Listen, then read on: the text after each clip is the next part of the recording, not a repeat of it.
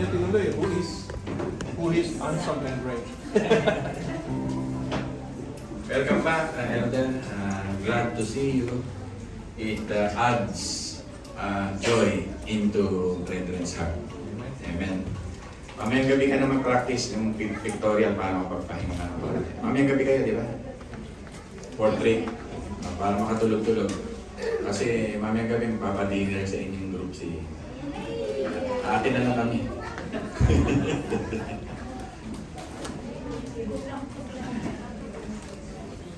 Bago ko ituloy yung aking mensahe, makinig kayo mabuti. Ako ay yung model ng mga Bible. I hope ngayong week makuha ko na. Importante ito sa ating limitless gospel. Pagkatapos natin magpalaro sa umaga, mga minamahal ko, hinig po kayo mabuti, lalabas tayo by group. Yung group na lalabas, hahatiin nyo yung group ninyo. Diba? Immeasurable, dalawa. Merong 2 to 3 people na share nyo ng gospel. Makinig po kayo mabuti. Pagkatapos nyo ma-share ng buo, buong gospel. Huwag kayong papayag na hindi ma-share si Kristo ng buo. Just imaginein mo kung maghahati tayo ng 10. Ilan yung masishare nyo kung merong sa Baguio, ilan yun? Kung 3 bawat group. 30 na kaluluwa. Alam niyo po, masarap sa buhay ng tao, nagsishare tayo ng ating naranasan sa Diyos.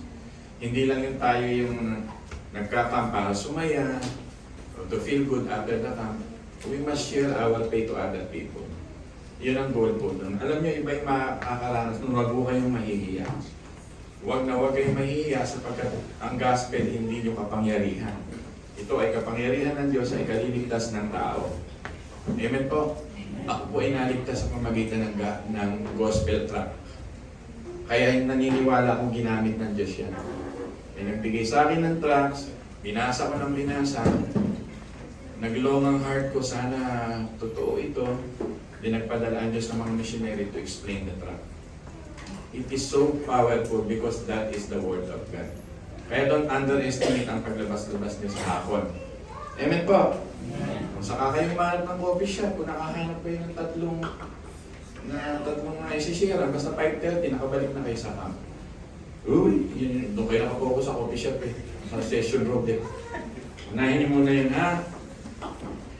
Una, share nyo lang, konting orientation, that the gospel is the limitless good news of God. Kanina, banggit ni Elder Bong before the foundation of the world. Just imaginein mo, ipinanganak ka sa utang ng Diyos. Kaya nga limitless eh. Wala pa yung earth, wala pa yung sun, wala pa yung moon.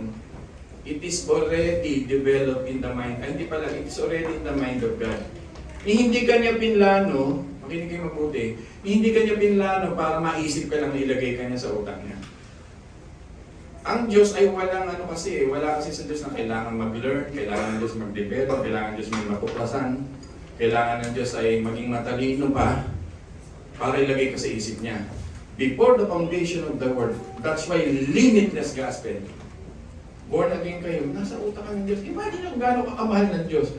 Doon pa lang makakapagpuri ka na sa Diyos. Amen ba ito? Amen. Kaya pagka chosen ka, nasa church ka, nagwo-worship ka, pinanganak ka na ng Diyos sa utak niya. Wala pa ang mga araw, wala pa ang bituin. It is beyond our understanding ng richness ng tao. Yun yung isi-share niyo. Baka mamaya mayroong pinipili ang Diyos na sa mga taga-Baguio. The gospel has no boundaries in its power, wisdom, and sufficiency to reach the world's sinners like us. Ito po mga sinulat ko po ito para maintindihan natin to satisfy the deepest need of our human soul. Makikita nyo, may greatest problem ng tao, sin against the Holy God. Yan. Kailangan reviewin nyo, ipapadala sa inyo yung natatapos na ba? Sister says, yung drugs.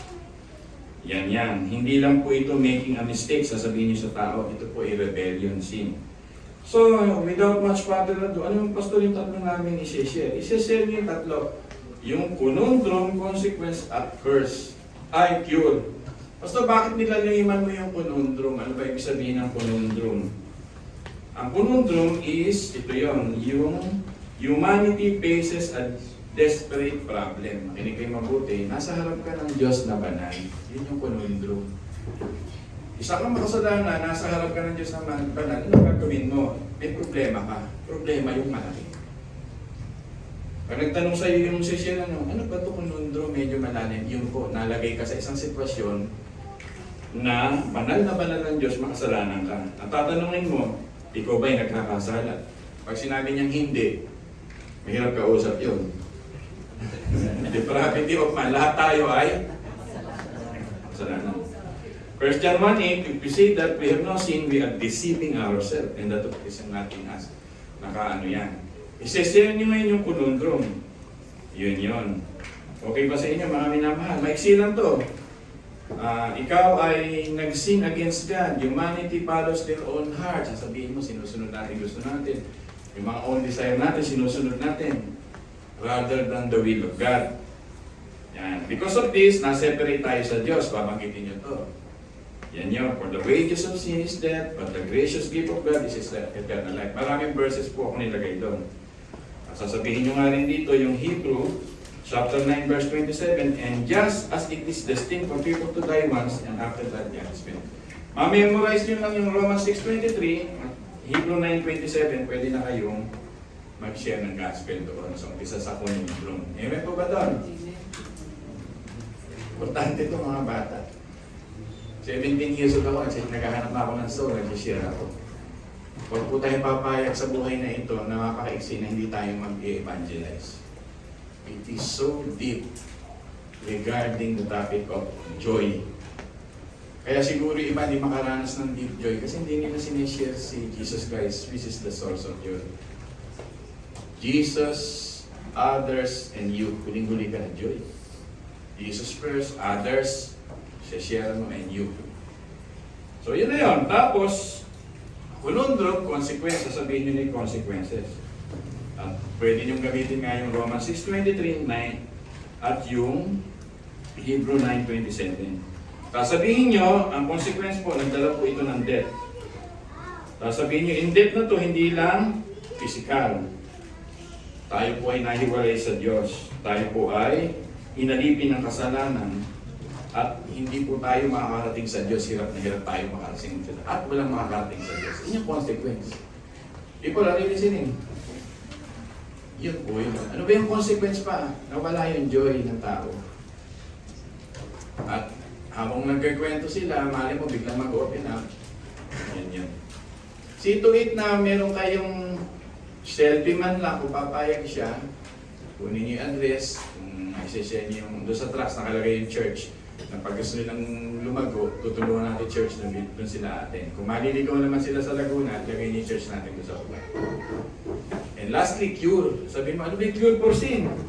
God Himself provided the only cure. The perfect life of Christ, the sacrifice of Christ, the resurrection of Christ. Tatlo na lang muna kasi pag nilagay natin lahat yung theology natin mahaba.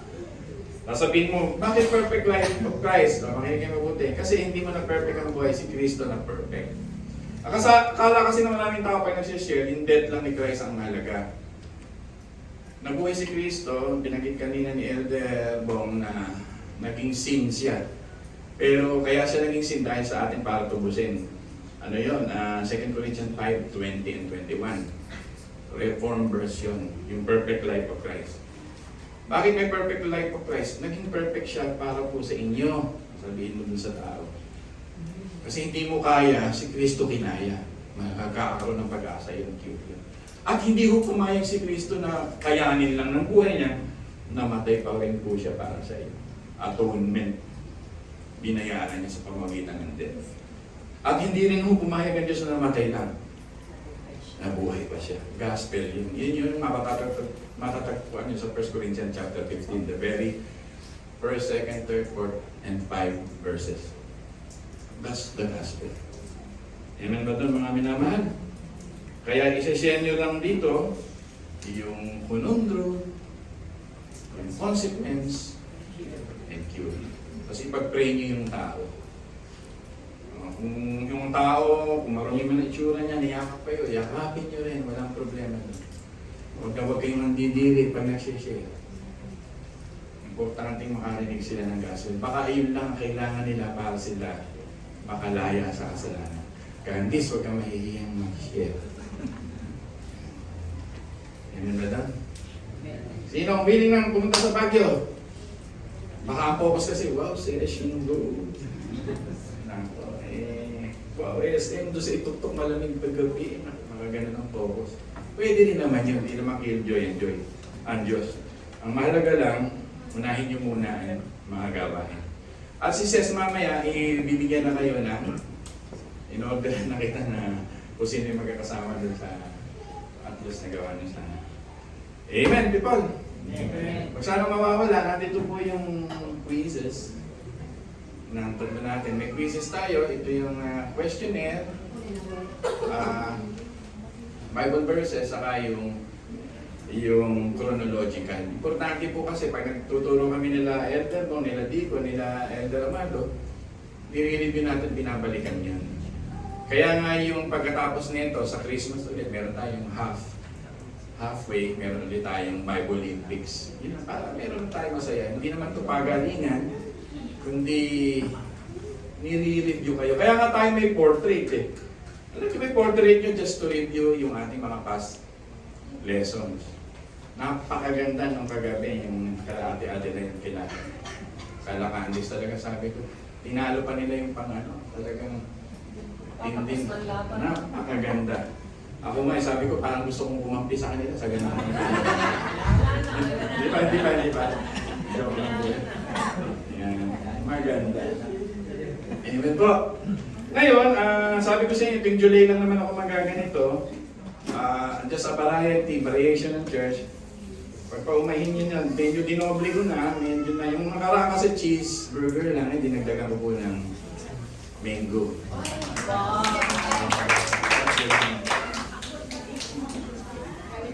Put down your cell phone.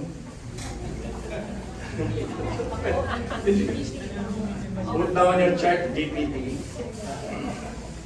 Hey people, I told you to put down. Put down. Okay. Nandito ang pag-asa ng Mamaya kukunin ko. Nilagay kita. the gravity of the mind. Kayong dalawa. Parang si Candice, ganyan din sa akin. Chay, tingnan mo si Papa mo. Nag-leakage ha? Leakage. Mananagot ako sa Diyos pag may leakage. Alam mo, CCTV din. Okay na. Tatlong question, mga minamahal. Makinig kayo mabuti. Put down everything. Cellphone. Importante ito. Yan. 50 questions to, mamimili ako. Yan. Wala pa tayo natagal sa 50 na yun. Sino? Tagalog ba, Pastor? Walang English? I will English it. Alright. The two Hebrew Oh. midwives. Oh, shucks. Two Hebrew midwives. Kahit isa lang makatama, bibigyan ko. Kala ko ba nag-group study kayo? Hindi naman nadaanan. Ha? Hindi nyo nasagot? Letter S at letter T. Hindi nyo na-review? Medyo mahirap.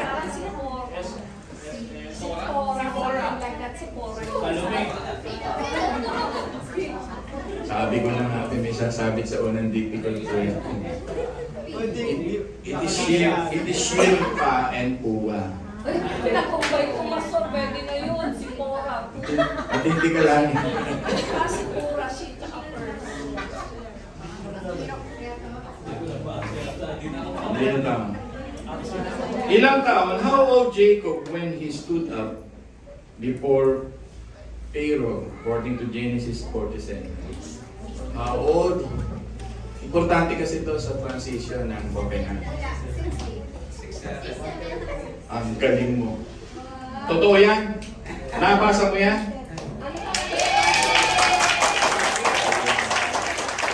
Natali.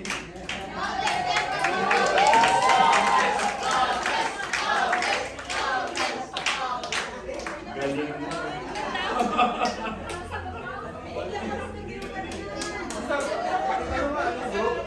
Anong group ka? Group table. Kaya pala.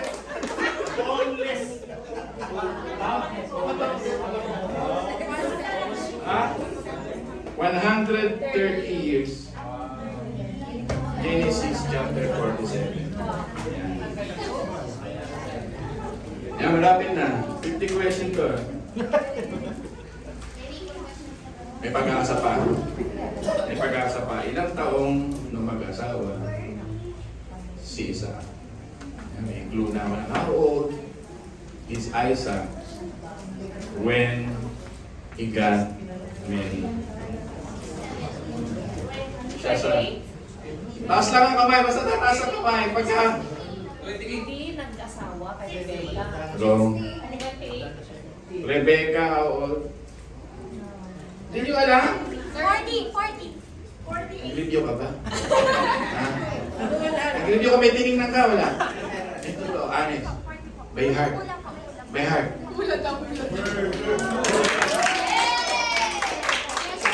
Very good. Nag-aaral to eh, kaya nakakasagot sa akin to eh. May pag-asa yung mga 40s. Si Isaac nag-asawa 40. Ito, madali lang ito mga may namahal. Sino ang asawa ni Aaron? Sabi ko na naman, di kayo nagre-review. Sino asawa ni Aaron?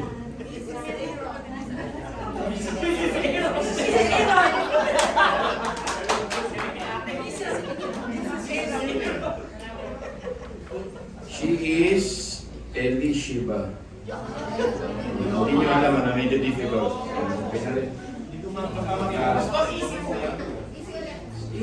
Easy for me. I'm sorry Lord. Nagyabang ako.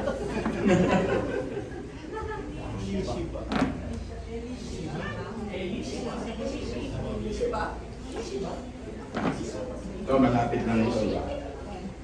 Message ito ni Elder mo, ewan ko lang kung naalala.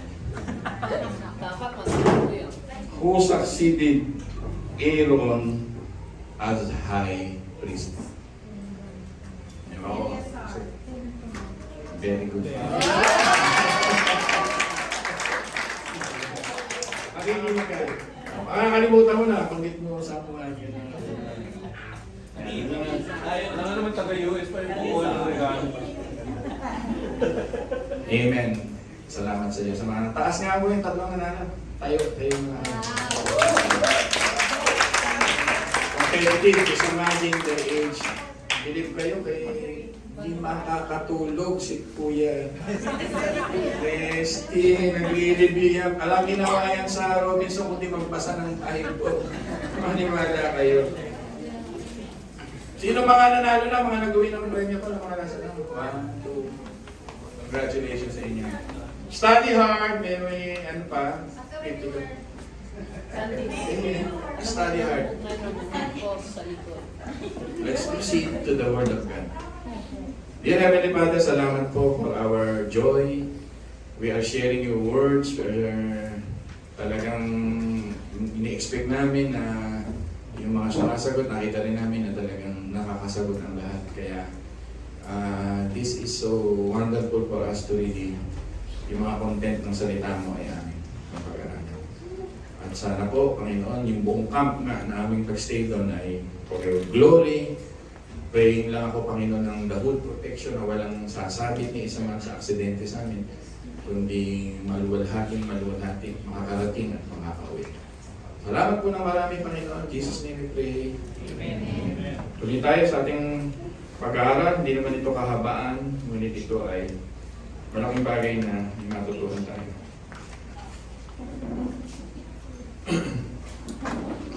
Ang Psalm chapter 4 po ay mga panahon na si David ay nasa, sinulat ko dito, darkest period of his life. Darkest period of his life.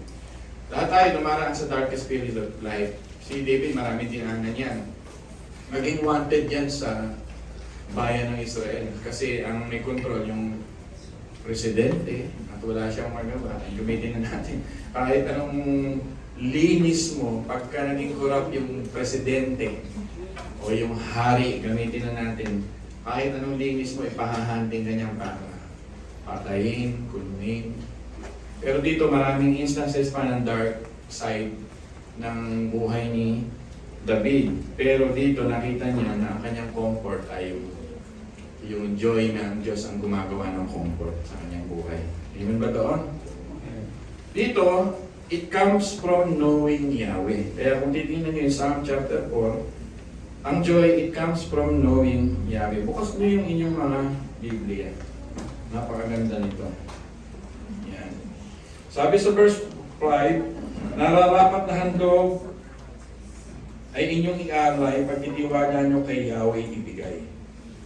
Di ba? Tanong ng marami, sinong tutulong sa akin o sa atin? Ikaw o Yahweh ang totoong mahabagin. Tapos sinabi niya na yung solusyon sa verse 7, puso ko yung pinupuno ng lubos na kagalakan.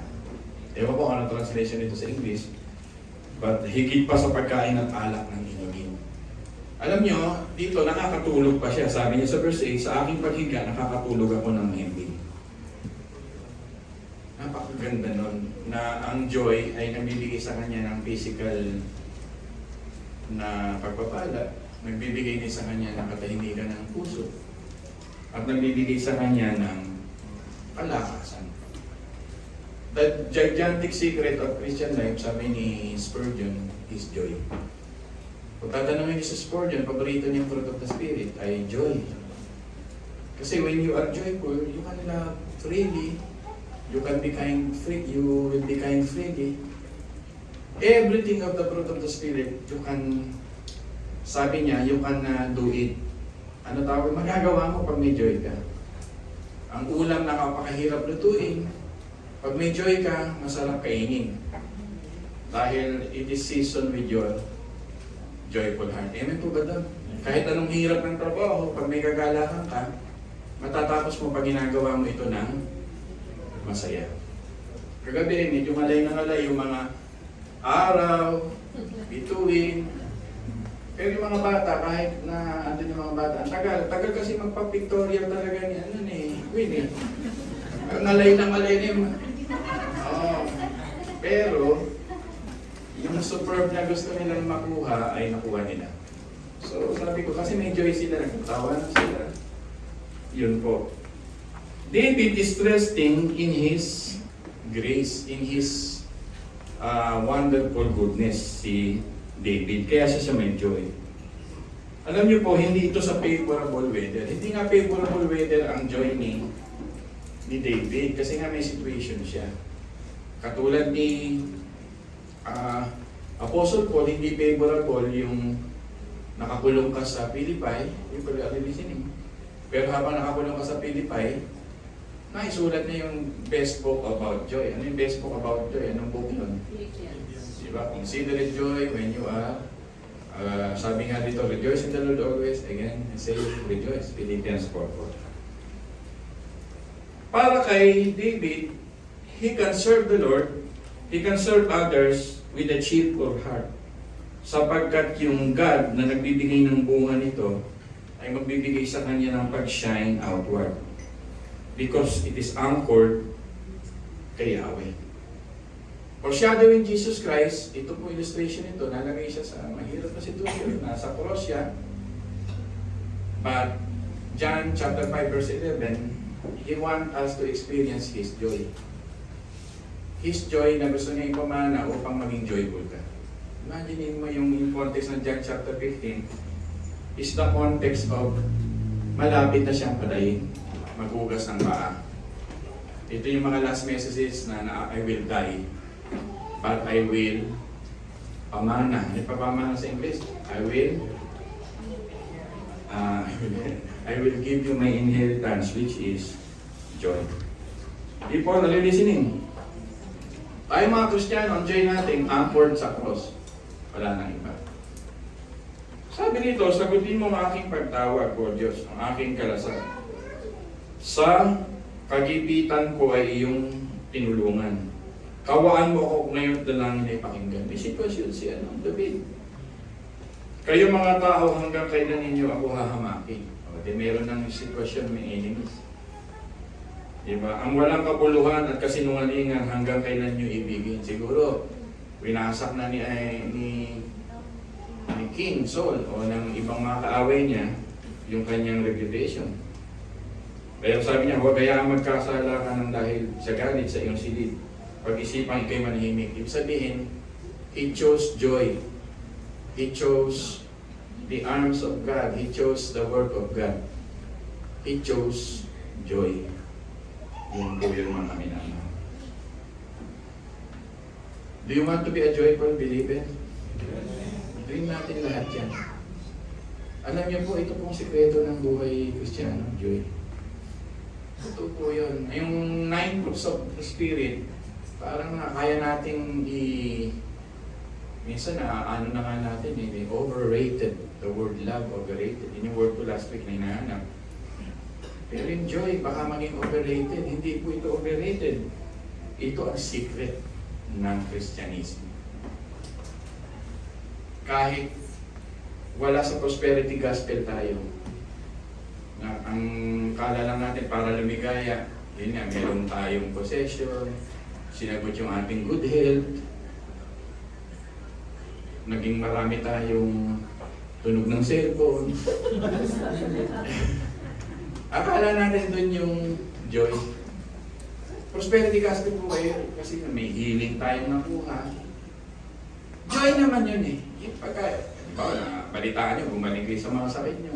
Pinag-pray naman natin yun eh. Pero pagka ikaw ay ginamot na ni Kristo, nakaranas ka na ng pag-ibig ni Yahweh, nagururot yan sa heart eh. Alam nyo, ang mali ang pagtingin ng tao sa puno eh. Akala ng mga tao pagtingin sa... Two-way ang pagtingin sa paglago ng puno. Basta what is that two-way? Growing up and growing deeper. Kung ano yung itsura ng puno na green na pag ganun, ganun din yung itsura ng ugat na pag ganun na hindi mo nakikita. Yun yung reformed faith ng joy natin. Kaya yumayapong tayo kahit minsan natutuyo, may bagyo. People listen, may lindo, ay may tagtuyo, green na, yung green na green dahil El Nino naging dry na dry. Tapos magugulat ka na lang, pag season ay medyo umulan-ulan na nabuhay ulit kasi yung ilalim niya ay rooted in Christ. Two-way ang paglago, mga minamahal. Huwag lang niyo makita yung nasa panlabas, tingnan niyo yung nasa panloob. And Spurgeon telling us, yung nasa panloob natin na yun, ayun yung joy kay Kristo. People, are you listening? Pag mayaman na mayaman ka dun sa joy kay Kristo sa ilalim ng ugat mo, no matter how difficult and challenges ng buhay,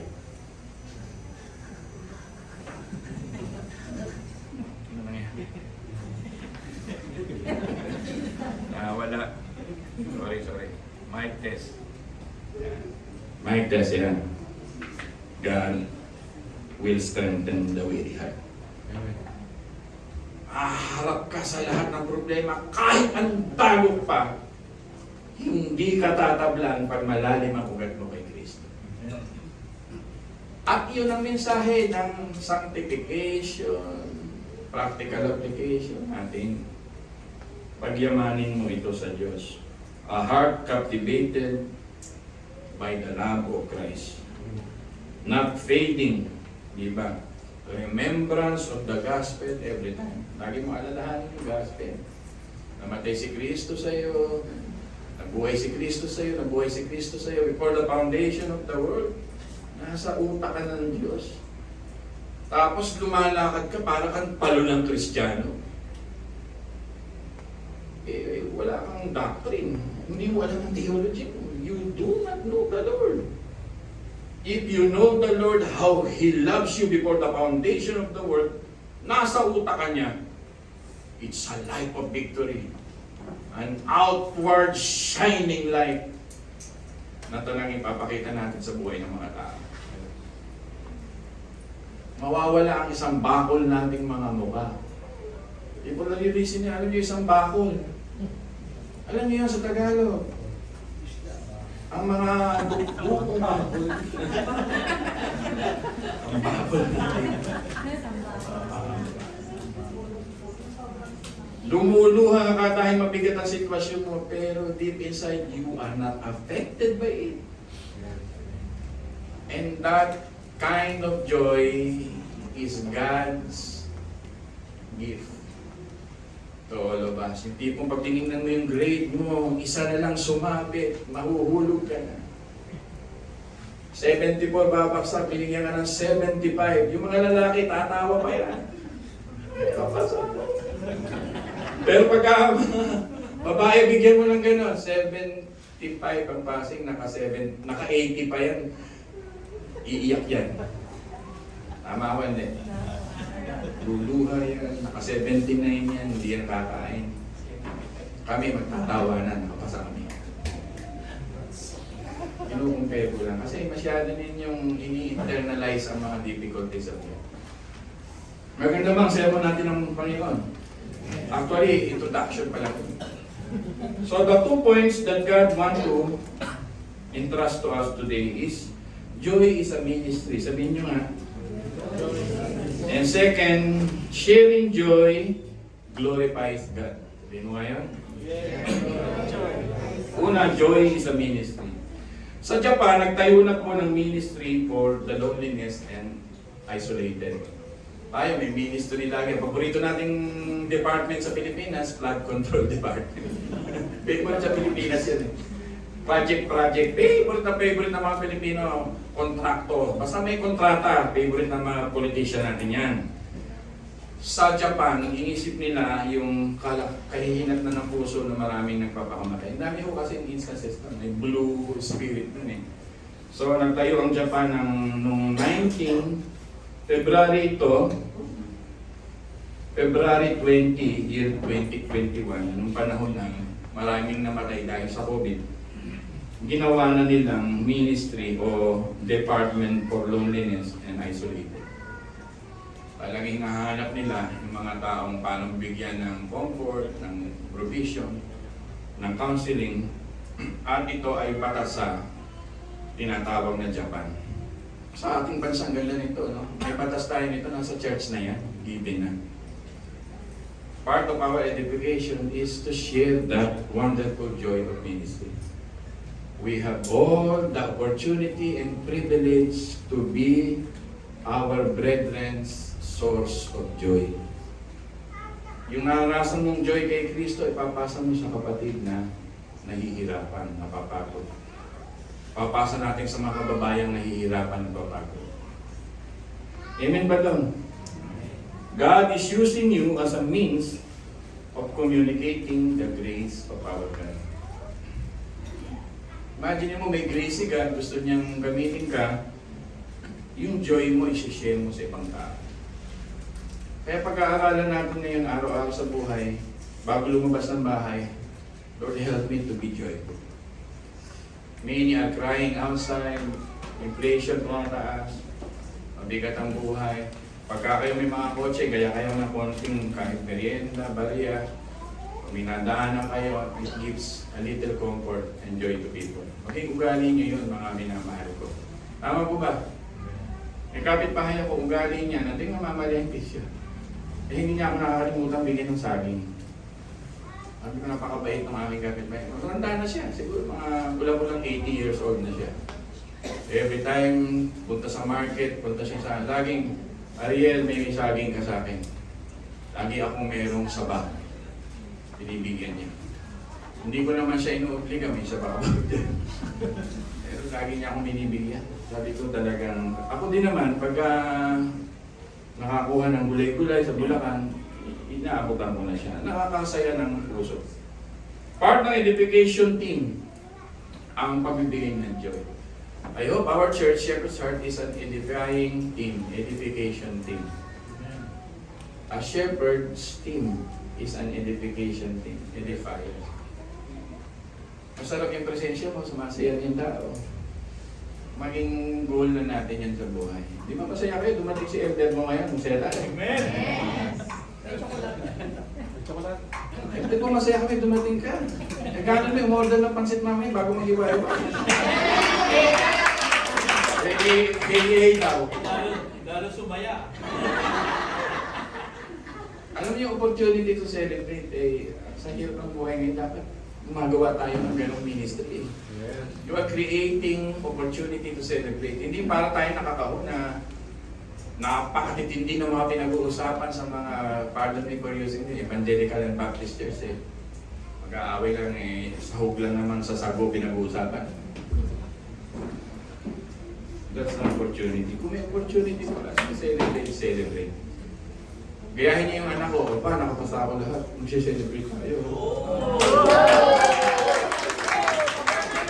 Ito na yung concept naman. Parang si Elder ang magdagdag. Huwag muna kayo uuwi. Kasi dumating naman siya eh. Kasi 2 weeks lang naman si Elder dito. Okay lang ba sa inyo yan? Parang may uuwi ba sa inyo mamaya? May uwi? May uwi! Hayaan niyo muna kami mag-picture. Pero yan, mamaya, pag-usapan natin ang mga. Kasi yung anak ko, makita ko lang yung masaya siya na nakapasa siya. Pare, may ano ko, tapos na ako sa 3rd year ko, talagang binigyan kita nakapasa ako.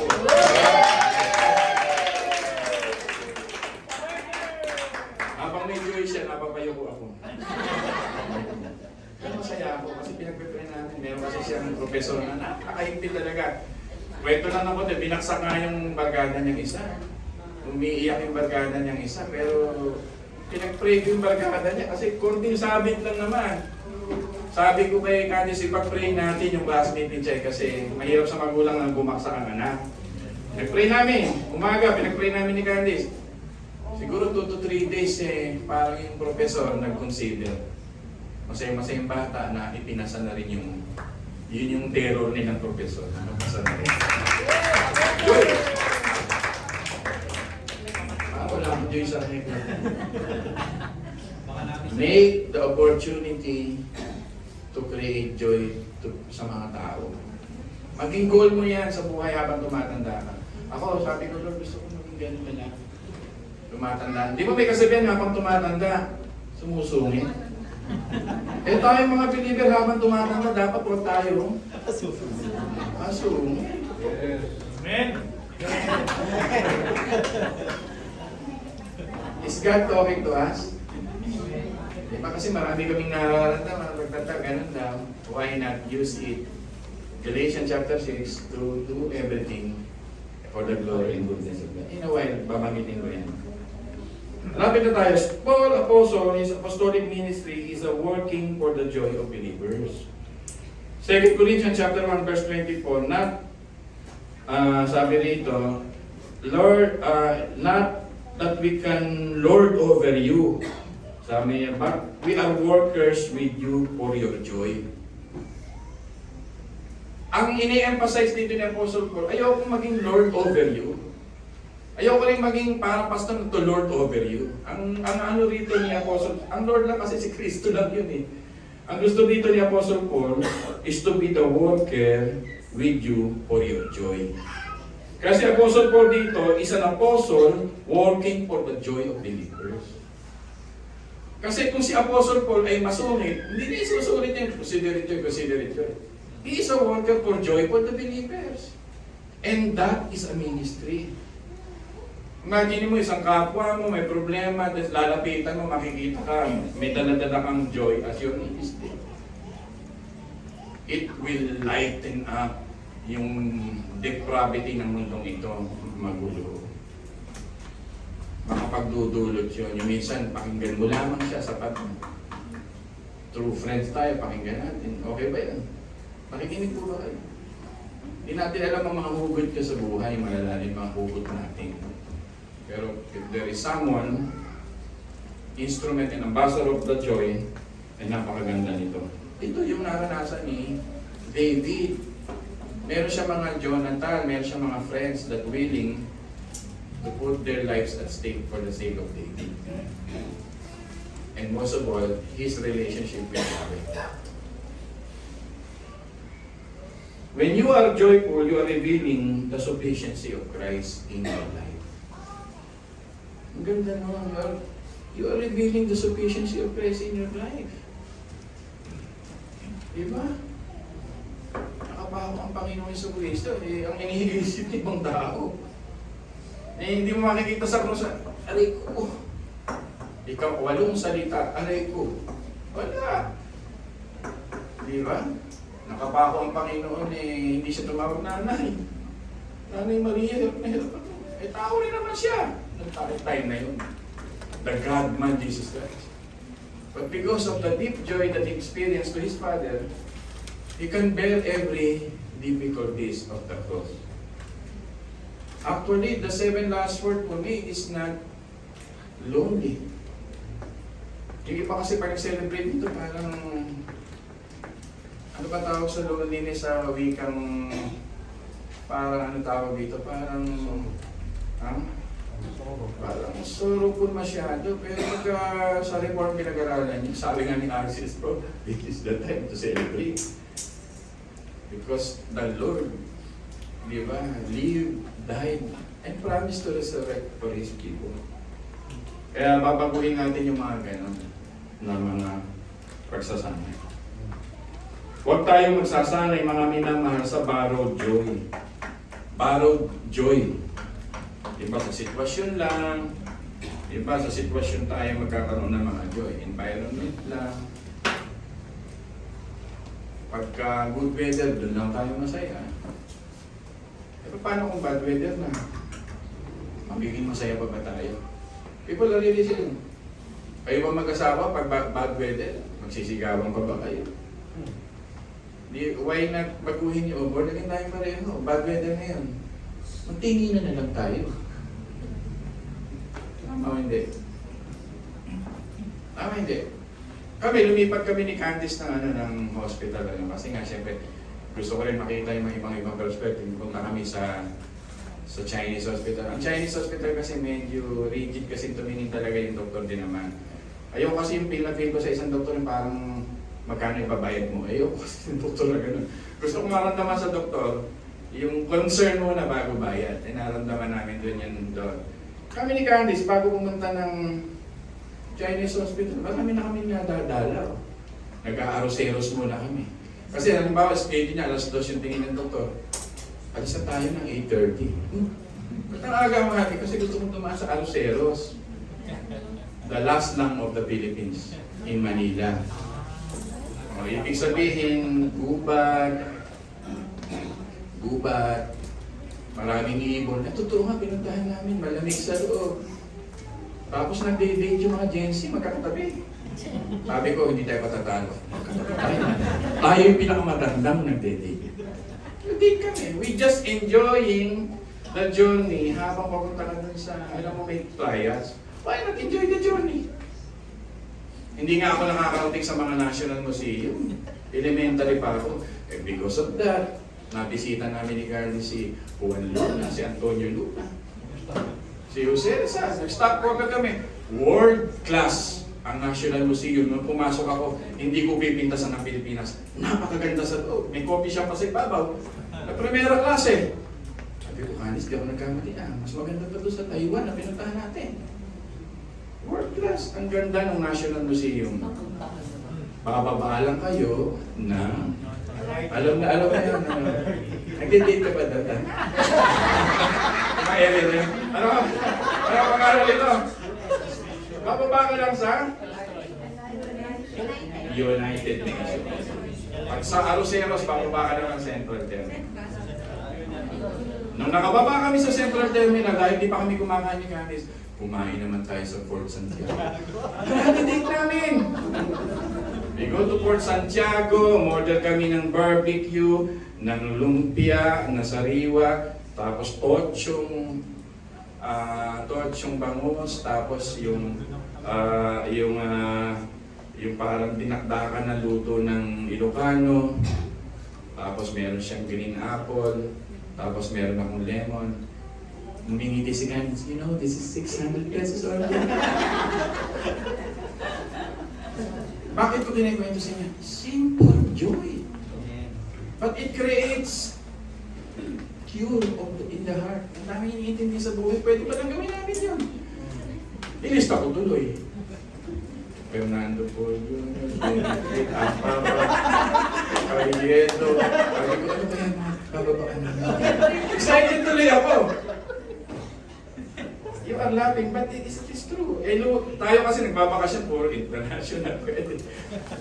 Kung saan tayo pupunta, Manila pa lang ganda.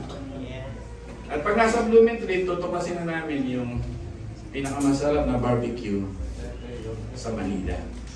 Halimbawa siya. Yung tuta. Sabi ko nga, gusto ko makasama yung JMC. Gusto ko yung makasama minsan. Pag wala kayong pasok. Tambay lang tayo sa National Museum. Puro kasi puno, tapos malamig, world class yung ano dito sa Manila pala doon. Talagang ginawa ni at mabango at maayos. Joy is a ministry. So I want it to be a ministry to my wife. Na mabigat na pupunta pa sa doktor, check up din, tutusukin.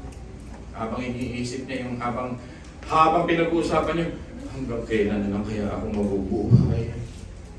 Diba? May mga ganyan ng tao kasi, ang bigat naman ng mga problema sa buhay. Why not? While in the journey, you are picking flowers, enjoying yung mga paligid. Diba? Jensi, okay na ba makasama ko sa'yo minsan na, mga member? Atan, kabisado mo na yan eh. Nakita kita minsan. Sasabihin ko na sa daddy mo. Parang medyo... Ayaw naman malapit doon. Ganun ba? Sa LRT lang. Malapit na tayo. Huwag tayo masalan sa borrowed joy. Masahin na rin tayo sa rooted joy of Christ in our heart. Kaya pag umaharap ka sa mga challenges ng buhay, trabaho, always remind yourself, before the foundation of the world, the Lord is loving me.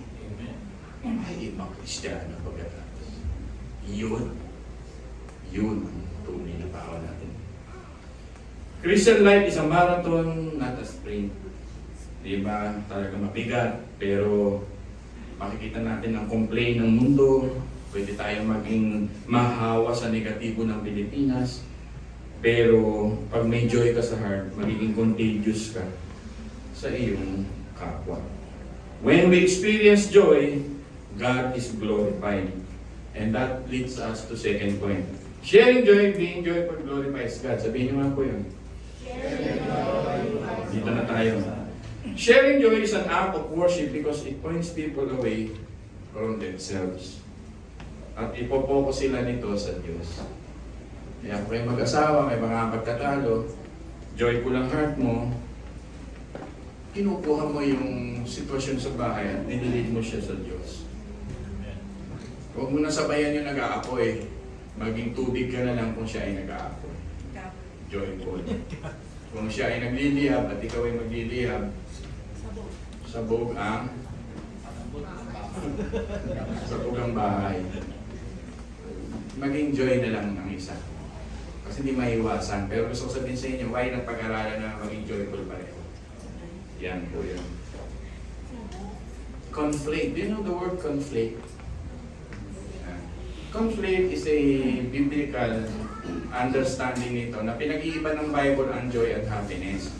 The word conflict means don't confuse and combine yung ecstasy, euphoria, yung glee, G-L-E-E, yung cheerful mood, yung merriment, and high spirit to joy.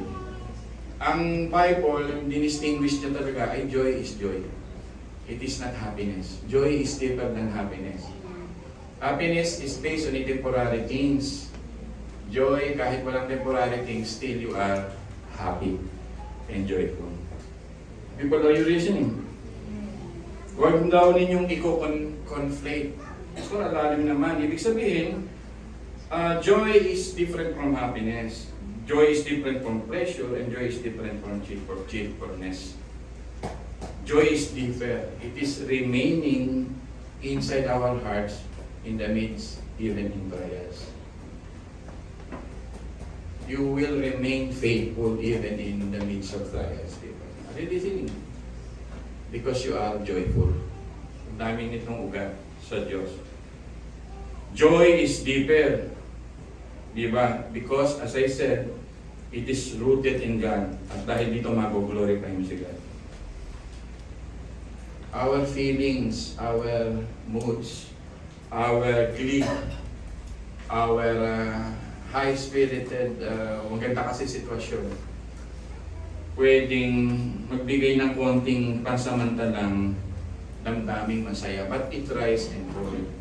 Ang gusto ng Panginoon, focus on this deep salvation, reconciliation of God in us, not merely a human emotion, but the work of the Lord Jesus Christ in us, na hanggang sa bawian ka ng buhay, even the face of death, you can face death with joy. Sino sa inyo natatakot kasi tumatanda na po ako, pastor, nakakasakit na po ako, pastor. Pag wala kang deep reconciliation experience kay God, matatakot ka sa kamatayan. Kailangan na pong operahan ako, pastor. Tumatanda na po ako, pastor. Pero pag mayaman si Kristo sa heart mo, people of God, you will use everything for the glory of God. Amen. Even in suffering because of the joy.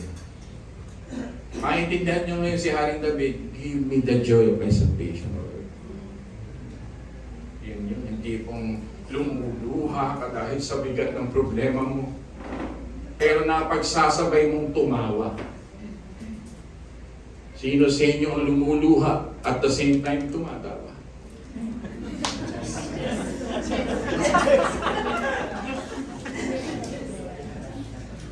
Yes.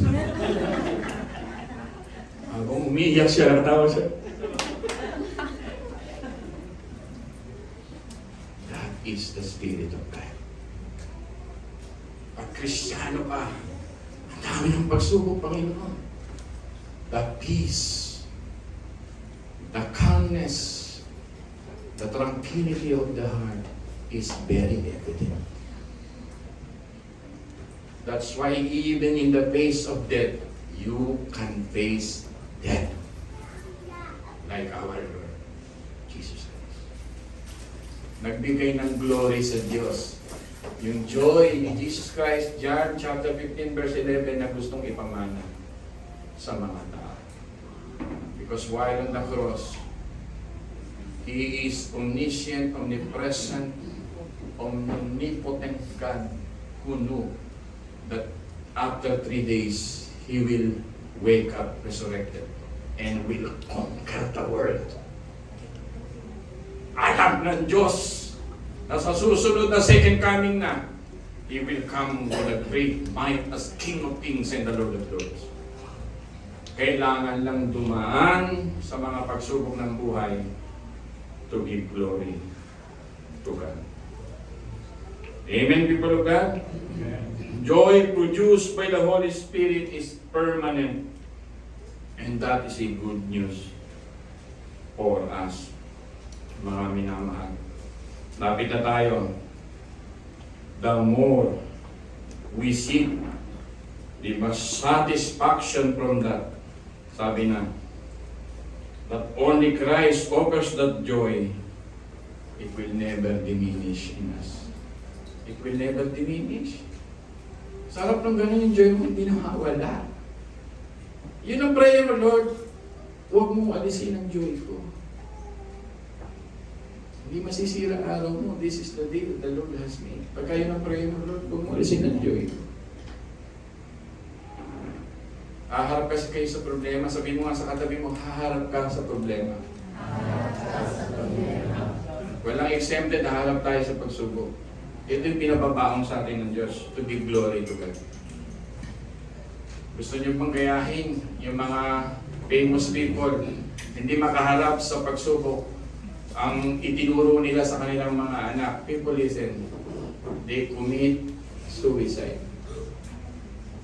Bakit mahalaga ang mensaheng ito? Gen Z, listen, you can face suicidal tendencies.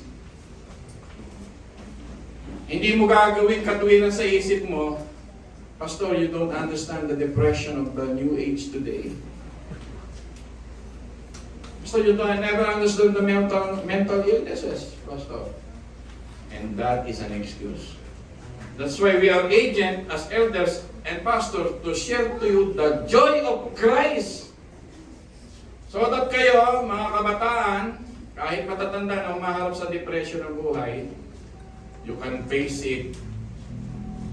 Just face it. And face it with the strength of our Lord Jesus Christ. Ordinary na lang sa'yo yun. pag dumating sa buhay. May prayer ba kayo sa buhay, Lord, pag dumating yung mabigat na dagok sa buhay ko?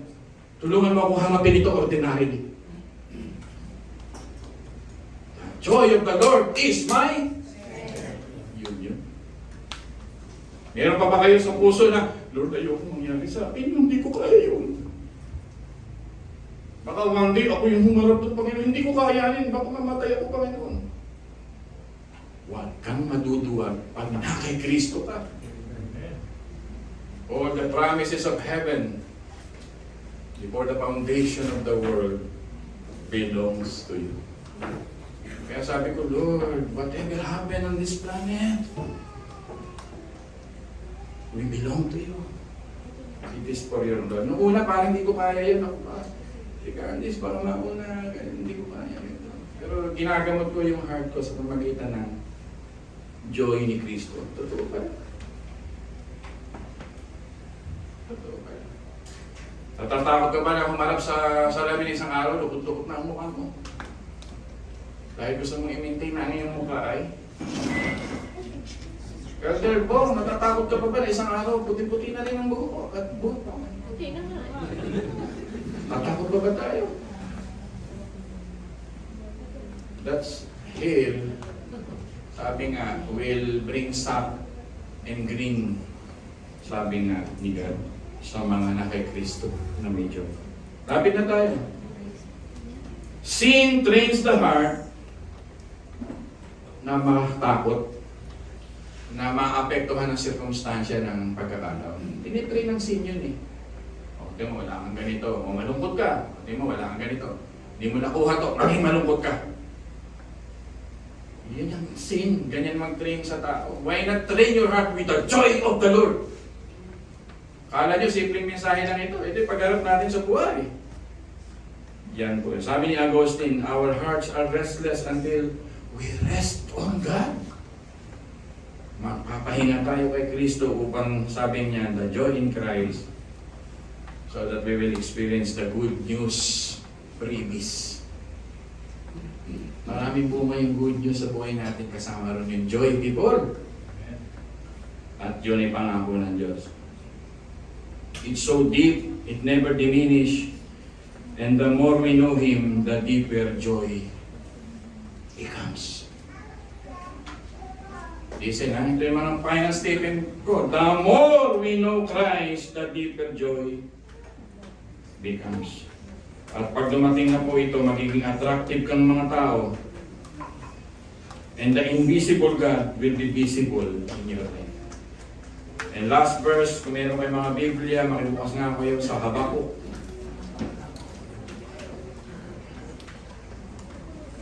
Elder Bong, total, nandito ka naman. Ikaw lang magbasa at medyo nahihirapan kung hanapin yung Habakuk. The last 3 verses of Habakuk. Then, ikaw na ang i-request kong mag-close in prayer na. Then, I will pronounce my benediction. Elder Bong, bababa ako dito. And you read the 3 last verses of the Bible in the book of Habakuk. Then, Elder Bong will close us in prayer. Then I will pronounce the benediction. May gusto ka bang kahit kung sabihin mo, pwede na po.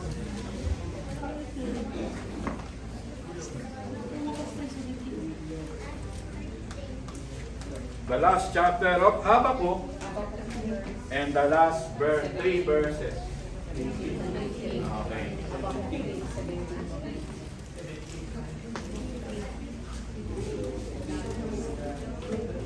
Babasahin ko po sa NASB 1995. Ako 2000.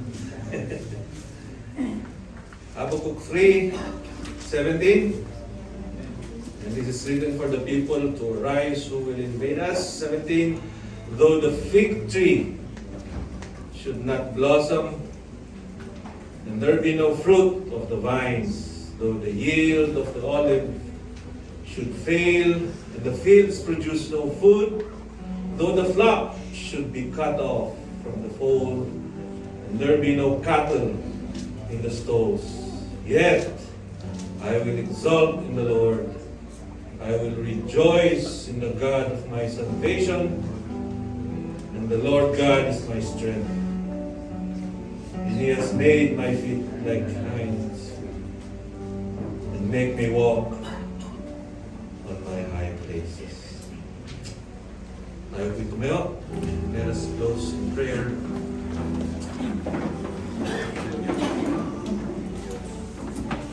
O most loving and sovereign God, we humble our hearts with joyful hearts.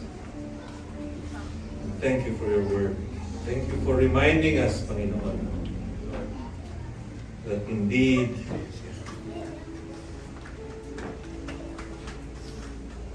the joy rests in your Son, Jesus Christ.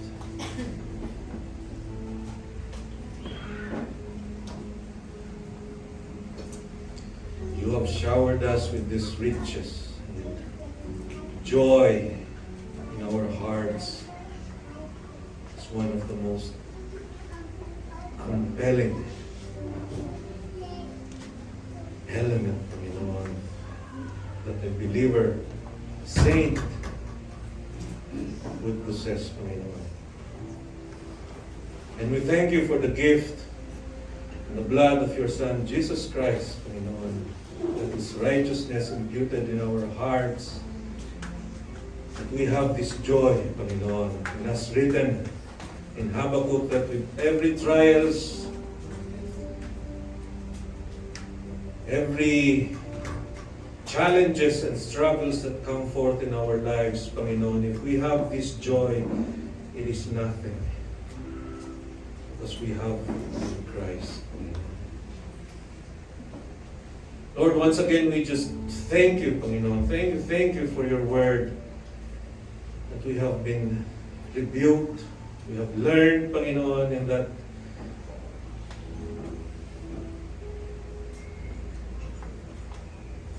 in our hearts, Panginoon, made us a better version of ourselves when we leave this place, Panginoon. Knowing that in our hearts, we have been filled with the fullness of your joy, Panginoon, in Christ.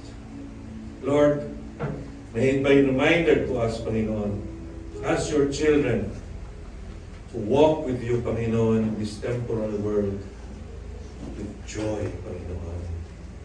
And that everything is set in your plan, Panginoon. In the name of your Son, Jesus Christ. Lord, once again, we just bring back to you the praises, the glory, Panginoon. And as our dear pastor will close us with this benediction, we just come forth before you, Panginoon.